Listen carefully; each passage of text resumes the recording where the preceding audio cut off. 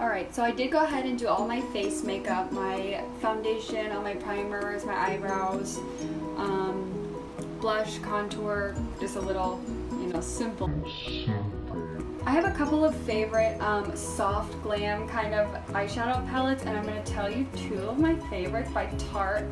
The first one is the Tartelette Toasted. I really like the bronzy, shimmery, colors in there. And then the Tartelette in Bloom also has pretty good, really neutral, shimmery, bronzy colors.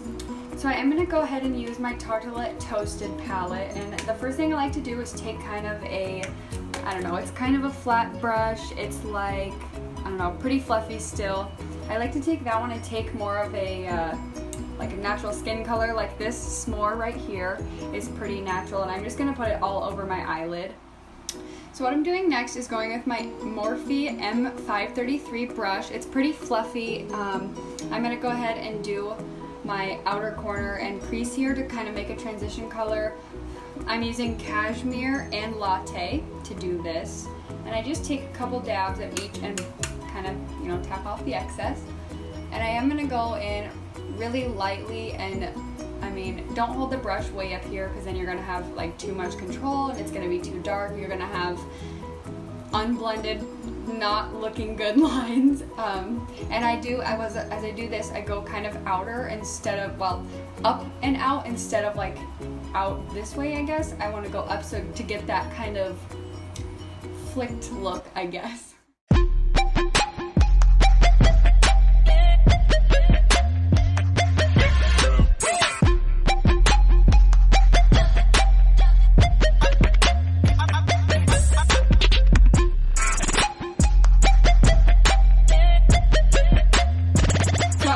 Both of my outer corners looking similar or the same color and kind of shape, I take my Morphe M532 brush, which is it's similar to my 533, but it's a little less fluffy, and I just go ahead and buff out any rough edges or harsh lines that I don't want.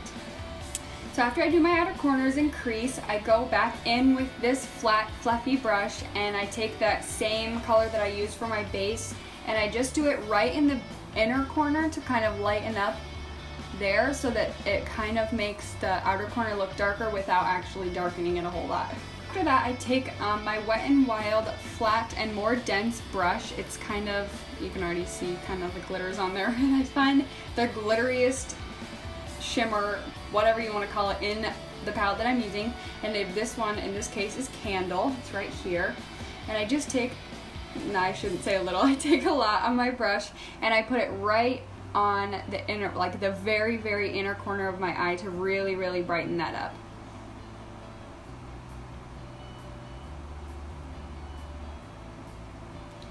And I don't know, I really like a lot of shimmer, but not everybody does, so you can apply this as, or you don't have to apply this at all, but just kind of as you like, I guess, a lot of shimmer or a little bit. Yeah, as you can see, I like a lot. So I'm not really a makeup artist or a professional or anything, so my shapes on my eyeshadow aren't always the same or perfectly, straight edged. So I do go ahead and take one of my less full coverage concealers, which in this case is my CoverGirl Ready Set Gorgeous, and I take it, just wipe a little bit off, and I do go ahead and just make a straight line right where my eyeshadow, or the bottom of my eyeshadow would be, to make it more, cut and nice looking.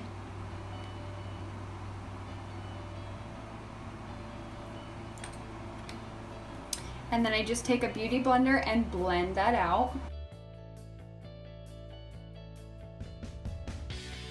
Now for my lower lash line, I'm going to take my Sephora Pro Tapered Crease Brush. It's number 19.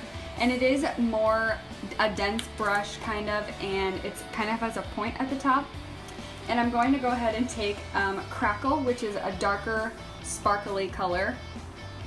And I'm just going to take a little bit, not a whole lot, and then tap off the excess and go ahead just right into my lower lash line.